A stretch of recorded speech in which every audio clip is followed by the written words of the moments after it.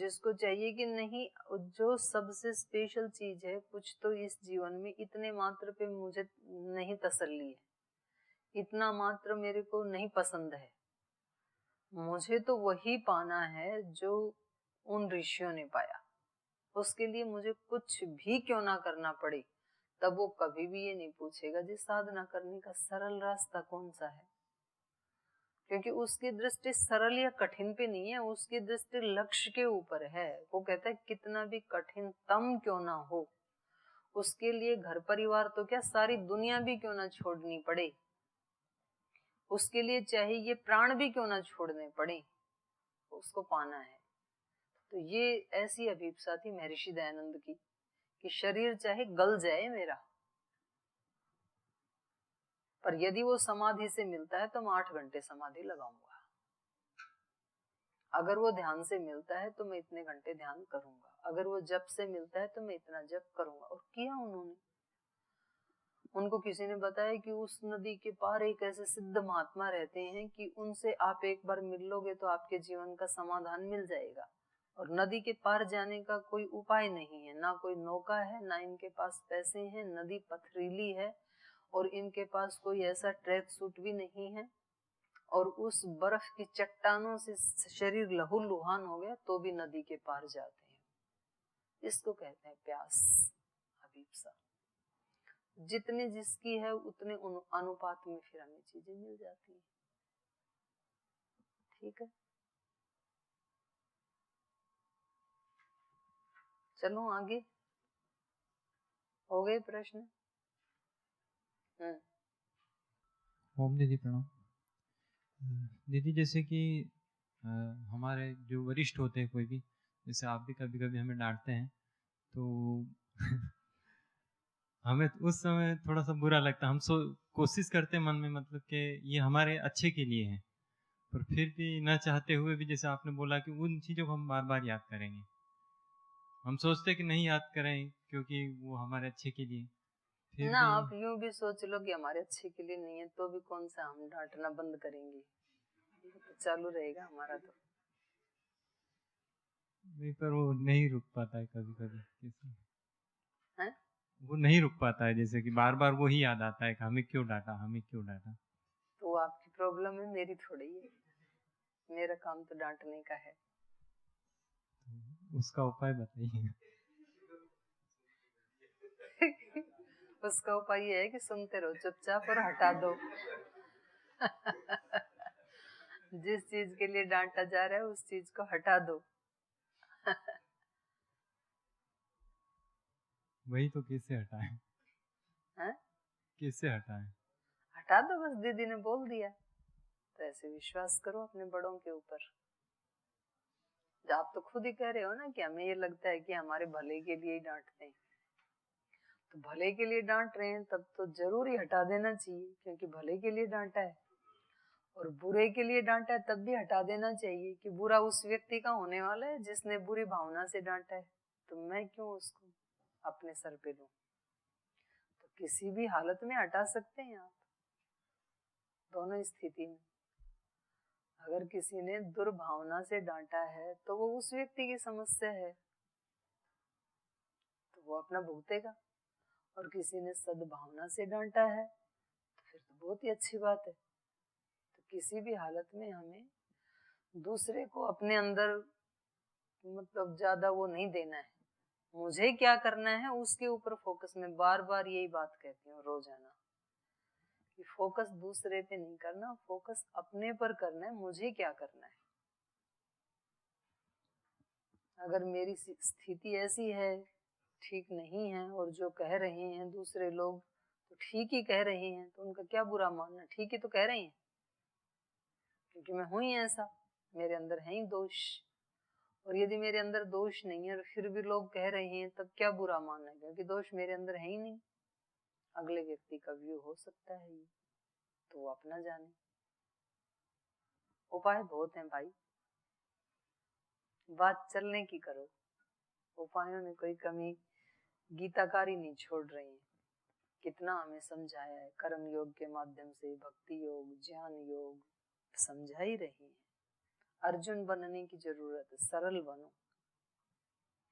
इधर से सुन के इधर निकालना, या किसी बताने वाले की टेस्टिंग लेना कि इनको कितना आता है, या उसको सुना के हाँ ये तो ऐसी बताई ही जाती हैं, जो उपदेश है ना जो दिए ही जाते हैं, ऐसे कोई जिया थोड़ी जाता है। तो फिर ये सारी ये कुटिलताएं हैं हमारे चित्त की। तो सबसे पहला काम है अपने चित्त को, इन्होंने इसमें 14 नंबर श्लोक में भी बता दिया, शौचम आर्जवम, पवित्रता ऋजुता, इन दो चीजों को ही पकड़ लो। आप कुछ भी मत चाहो, भगवान मिलेगा नहीं मिलेगा, समाधि मिलेगी नहीं मिलेगी, साक्षात्कार होगा क्या होगा, सब छोड़ो। आप मानो आगे पीछे कुछ नहीं है, ना कोई भगवान है आगे, ना कोई मोक्ष है, ना कोई समाधि है, ना कोई पीछे के संस्कार है, कुछ नहीं है। बस मेरा ये वर्तमान जीवन है, ये तो है, इसको तो नकार नहीं सकते हो। तो इसको कम से कम पवित्रता और सरलता से जीना है, क्योंकि पवित्रता और सरलता से जीने में आनंद आता है। अपवित्रता और कुटिलता से जीने में बहुत बहुत लुकाव छिपाव करने होते हैं। तो इतना ही समझ में आ जाए तो बहुत है, शुचिता से और सरलता से जिए हम, बस बहुत है। पकड़ा हुआ तो एक छोटा सा कण भी, जो बोलते हैं ना डूबते को तिनके का सहारा, तो तिनका पकड़ के कोई वैसे नहीं डूबने से बच सकता है, वो अलंकारिक भाषण है। तिनके का सहारा मतलब अगर कुछ भी आपके पास नहीं, कोई छोटी सी भी अच्छी चीज हाथ में आ गई यदि, तो फिर वो उसके सहारे से सब आ जाएंगे। तो किसी एक चीज का योग दर्शन के व्यास भाष्य में कहा कि किसी एक चीज का तो प्रत्यक्ष कर लेना चाहिए। वहां पर बहुत सारे उपाय बताए ना, अब वैराग्य, अभ्यास, फिर संप्रज्ञात समाधि, फिर बहुत सारे उपाय बताए हैं, स्वप्न और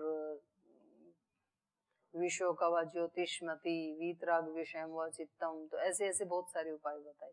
फिर बोले इनमें से किसी एक का साक्षात्कार कर लो, हैं?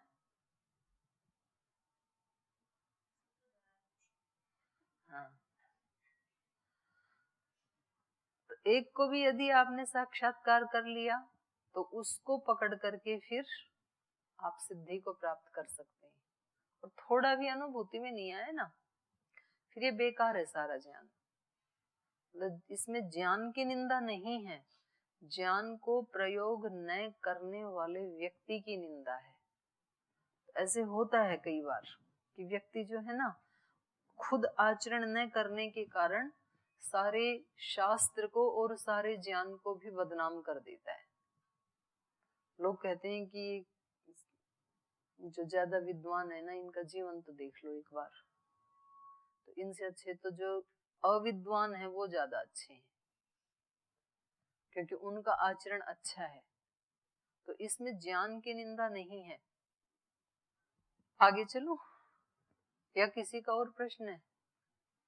हो गए? आगे चले। तो एक बच गया, ये शारीरिक तप बता रहे थे।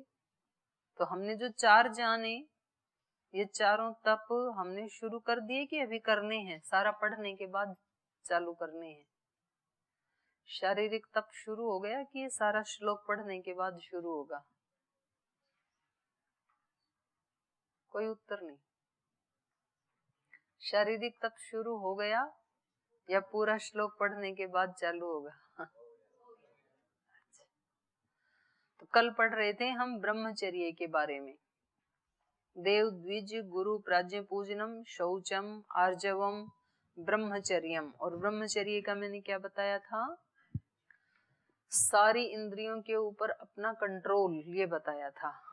और जितना हो इंद्रियों को शक्तिशाली बनाना। ब्रह्मचारी कौन होता है? जिसका अपने ऊपर कंट्रोल होता है और जो सारी जिम्मेदारी अपने सर पे लेता है, दूसरों को ब्लेम नहीं करता है। बाहर जो कुछ भी है उन परिस्थितियों से पार निकलना, ये जिम्मेदारी किसकी है? मेरी है। तो वो ब्रह्मचारी वही है जो सारी जिम्मेदारी अपने ऊपर लेता है, अच्छे की भी बुरे की भी। अब्रह्मचारी वो है जो अच्छे की तो खुद जिम्मेदारी लेता है, बुरे वाला दूसरे के सर पे डाल देता है, बुरा इनके कारण है और अच्छा मेरे कारण है। ब्रह्मचारी वो है जो अपने लक्ष्य के प्रति सीरियस रहता है, गंभीर है, वो जागरूक है। अब्रह्मचारी वो है जिसको पता ही नहीं क्या लक्ष्य है, मैं उसके लिए कुछ कर रहा हूँ नहीं कर रहा हूँ। ब्रह्मचारी वही है जो 8 पहर अपने लक्ष्य के प्रति सीरियस रहता है, गंभीर रहता है, वो ब्रह्मचारी है। और जिसका सामान्य लक्ष्य नहीं है, ब्रह्मचर्य की पहचान क्या है? जिसका कोई सामान्य लक्ष्य नहीं है। सामान्य लक्ष्य है तो फिर वो ब्रह्मचारी नहीं है। विराट जिसका लक्ष्य है, क्योंकि वो हर जगह ब्रह्म को खोजता रहता है, और ब्रह्म का मतलब ही क्या होता है?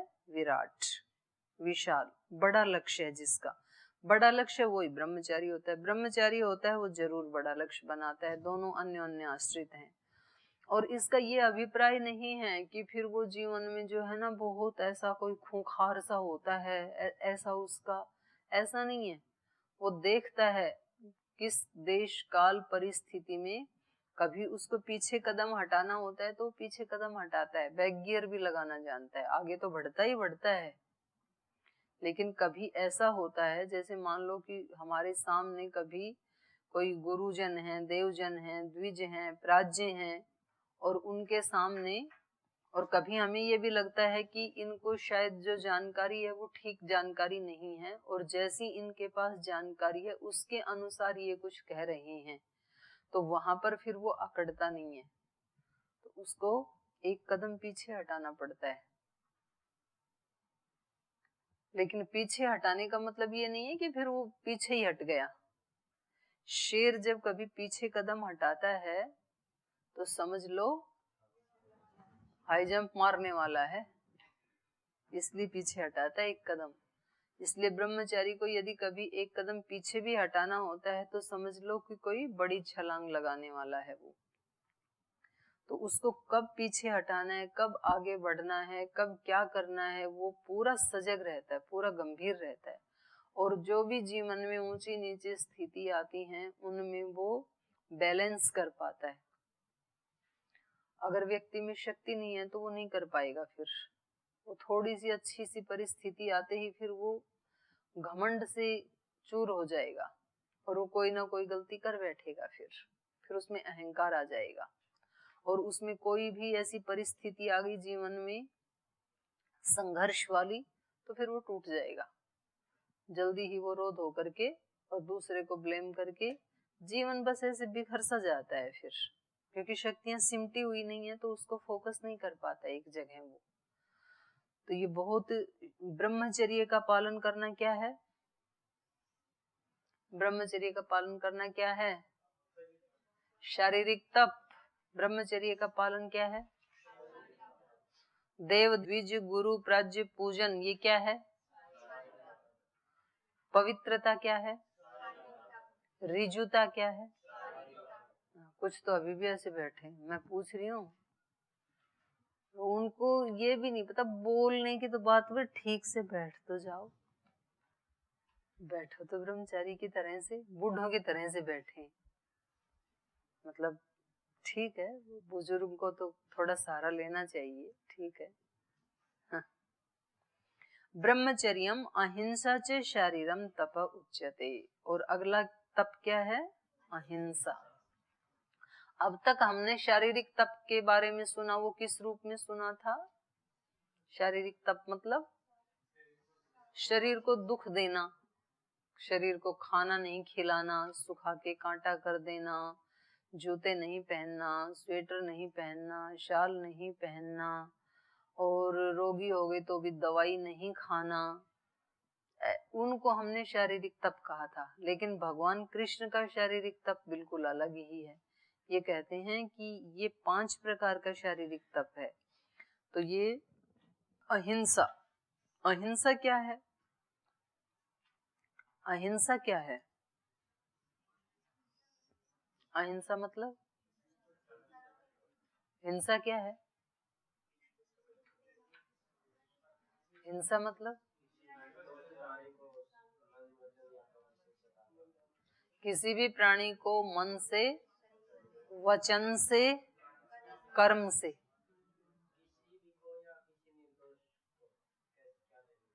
किसी को भी नहीं, किसी को भी आप उसको कष्ट देने की भावना से यदि कर रहे हैं तो निश्चित रूप से हिंसा ही है वो। मन से, वचन से, कर्म से आपकी भावना सताने की है तो फिर तो हिंसा ही है वो। आपका भाव क्या है? आपका भाव क्या है? उसको सताना है कि उसको पाप से छुड़ाना है? अगर उसको सताना ये है तो निश्चित रूप से हिंसा है, और भाव है आपका उसको पाप से छुड़ाना है, उसका नुकसान हो रहा है तो वो फिर हिंसा नहीं है, अहिंसा है वो। तो भाव हमारा क्या है वो देखना पड़ेगा। तो हम दूसरों को भी सताते हैं और अपने आप को भी सताते हैं, खुद की भी हिंसा करते हैं। तो इसलिए आपने शब्द सुना होगा आत्महत्यारा है ये। आत्महत्यारा कौन होता है? फांसी लगा लेने वाला आत्महत्या तो उसी को कहते हैं, या जहर पी लेने वाला ना, वो तो शरीर का हत्यारा है। आत्महत्यारा तो वो है जो आत्मा के अनुकूल आचरण नहीं करता है, वो आत्महत्यारा है। गुरु हत्यारा कौन है? जो गुरु का गला काट दे वो गुरु हत्यारा नहीं है, वो तो गुरु के शरीर का हत्यारा है। गुरु का हत्यारा वो है जो गुरु के बनाए हुए सिद्धांतों का खंडन करता है, उल्लंघन करता है, वैसी दिनचर्या नहीं जीता है, वो क्या है? गुरु हत्यारा। उसको इस हत्या का फल मिलेगा, निश्चित रूप से मिलेगा। तो कर लो कितनी भी उल्लंघन कर लो, भोगना किसको है? ब्याज सहित करने वाले को ही भोगना है। माता पिता का हत्यारा कौन है? जो माता पिता की आज्ञा के अनुसार वो जो चाहते हैं उसके अनुसार नहीं चलता है। वेद का ब्रह्म का हत्यारा कौन है? ब्रह्म हत्या सुनिए, ब्रह्म का हत्यारा कौन है? वेदानु अनुकूल आचरण नहीं करता है। तो ये सब सताना ही है, उनकी हत्या ही है, ये सारी हिंसा ही है। हाँ बोलो। पहले उससे आगे आगे वाले ठीक कर लो, फिर लास्ट में उसके ऊपर आएंगे, है ना? हाँ, पहले जो समझ में आ रही है ना, डाउटफुल चीजों को बाद में सुलझाने, उनको कोने में रखो, क्योंकि हमारा माइंड इतना शातिर है, तुरंत वहां जाता है। जैसे और बाकी सारी हिंसाएं हमने हटा दी हैं, बस केवल एक मच्छर वाली ही बाकी बची है, बाकी सब हट गई, एक मच्छर वाली अवशेष बची है। अरे उसको रखो लास्ट में, तो उसके ऊपर विचार करेंगे। पहले जो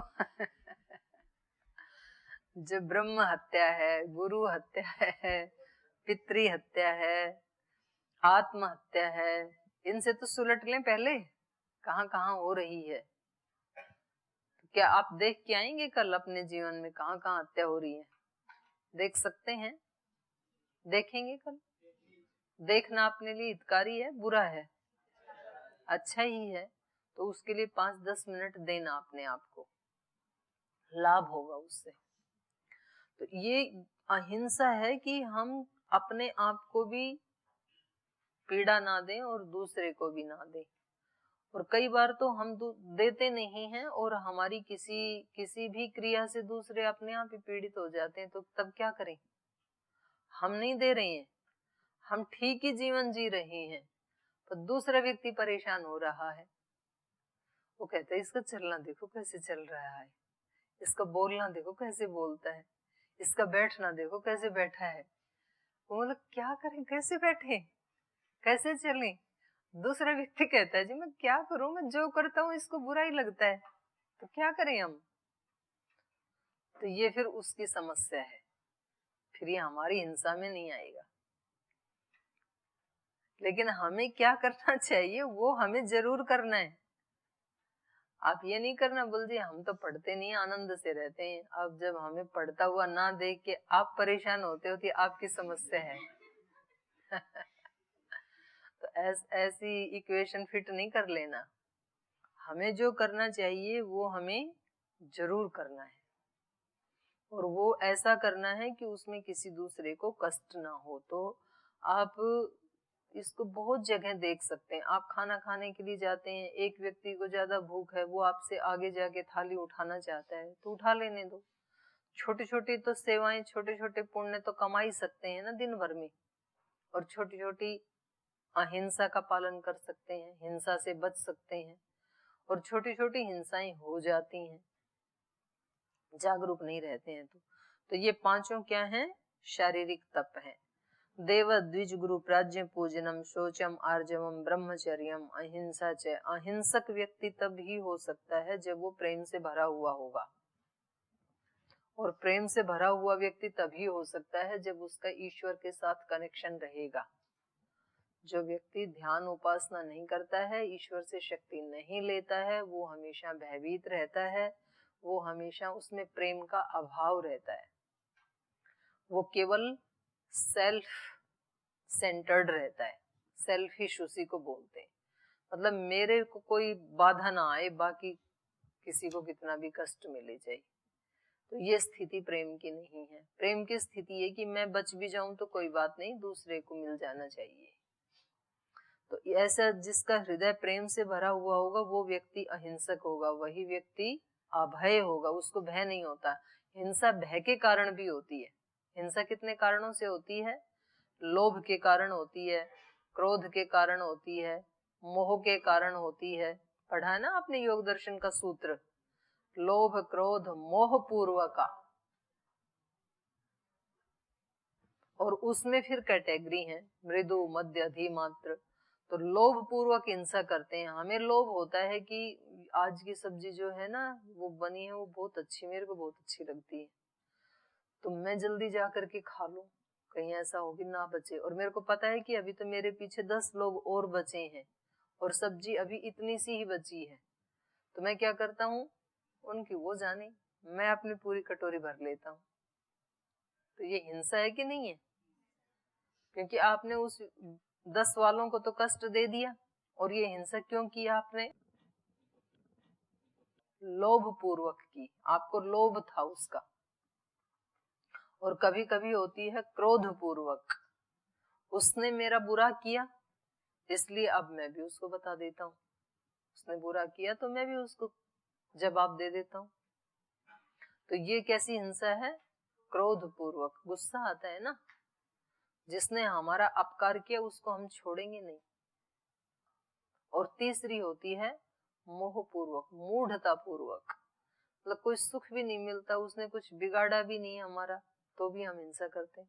रास्ते में चलते जा रहे हैं और चलते चलते ऐसे तोड़ दिया पत्ते को, उसने बेचारे ने क्या बिगाड़ा था, और उससे माफी भी नहीं मांगी कि हमने आपकी एक उंगली तोड़ दिया, एक हाथ तोड़ दिया। आपका कोई चलते चलते ऐसे हाथ तोड़ चाकू से काट के भाग जाए, कैसा लगेगा? एक उंगली, बोल फिर तो हम रिपोर्ट करवा देंगे पुलिस में। अब वो बेचारी कहाँ करवाई, आप ऐसे तोड़ लेते हो।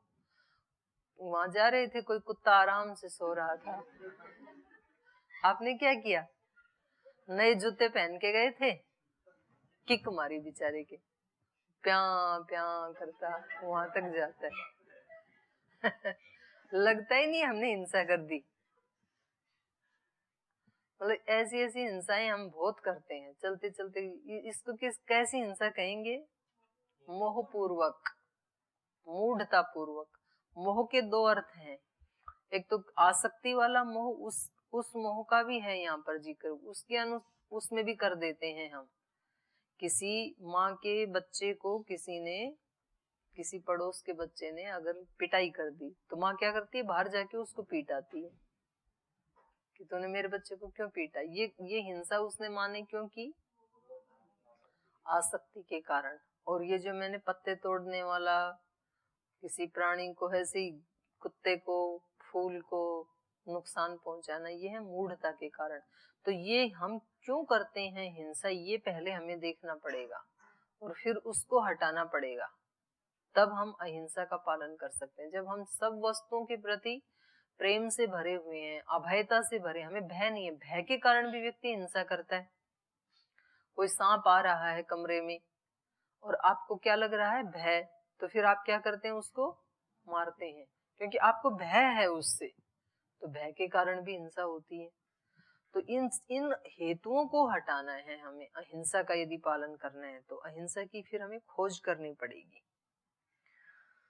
तो आप भी इसके ऊपर थोड़ा चिंतन करके आए, और शेष कुछ बचा है वो फिर कल चिंतन करेंगे। आज यही विराम देते हैं पाठ।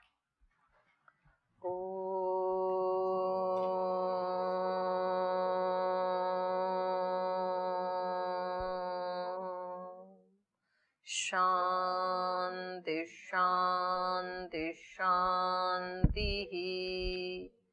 श्री गुरुभ्यो नमः।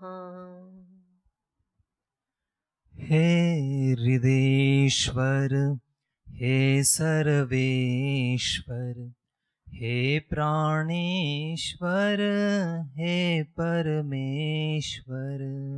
हे हृदयेश्वर, हे सर्वेश्वर, हे प्राणेश्वर, हे परमेश्वर। हे समर्थ, हे करुणा सिंधु, हे समर्थ, हे करुणा सिंधु। विनती ये स्वीकार करो। विनती स्वीकार करो। भूल दिखा कर उसे मिटा कर, भूल दिखाकर उसे मिटाकर अपना प्रेम प्रदान करो। अपना प्रेम प्रदान करो। पीर हरो हरि, पीर हरो, पीर हरो हरि, पीर हरो, पीर हरो हरि, पीर हरो।